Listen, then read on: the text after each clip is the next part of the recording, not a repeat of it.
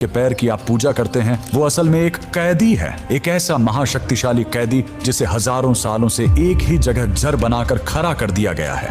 हे स्वामी, हे नारायण, अगर आप दोनों के लिए एक खेल इस सृष्टि की रक्षा से बड़ा हो गया है तो आज मैं आदिशक्ति आपको आदेश देती हूँ, जाओ अब इसी मिट्टी में जड़ बनकर दफन हो जाइए।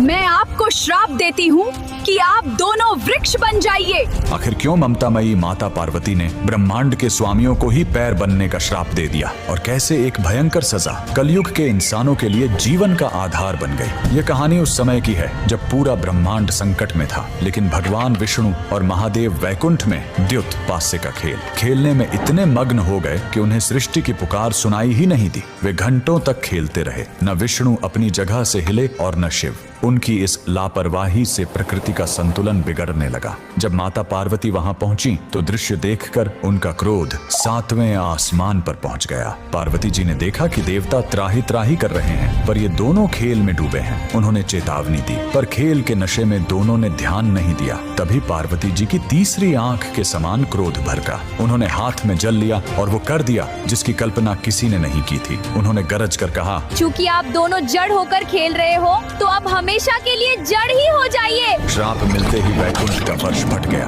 देखते ही देखते महादेव का शरीर फैलने लगा, उनकी जटाएं जमीन की ओर लटकने लगी और वो एक विशाल बरगद वट वृक्ष बन गए। वहीं भगवान विष्णु का शरीर एक पीपल के पैर में बदल गया। पूरे ब्रह्मांड में सन्नाटा छा गया। जब पार्वती जी का क्रोध शांत हुआ तो उन्हें अपनी गलती का एहसास हुआ। वे फूट फूट कर रोने लगी। उन्होंने विष्णु और शिव से क्षमा कर दीजिए, मैंने क्रोध में आकर बहुत बड़ा अपराध कर दिया।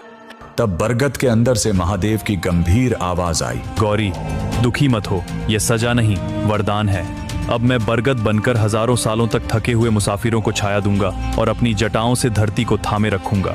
यही कारण है कि बरगद कभी मरता नहीं है। उसकी जटाएं फिर से जड़ बनकर उसे खड़ा रखती हैं। वह एक ऐसा कैदी है जो अपनी सजा में भी संसार का कल्याण कर रहा है। यह महादेव और विष्णु का वो त्याग है जो हमें सिखाता है कि चाहे आप कितनी भी बड़ी मुसीबत में हो, आपका स्वभाव दूसरों को जीवन देना ही होना चाहिए। विष्णु से बड़ा कोई पालनहार नहीं और महादेव से बड़ा कोई त्यागी नहीं। अगर आपको भी पीपल और बरगद के जन्म का यह सत्य दिल छू गया हो तो कमेंट में हर हर महादेव और जय श्री हरि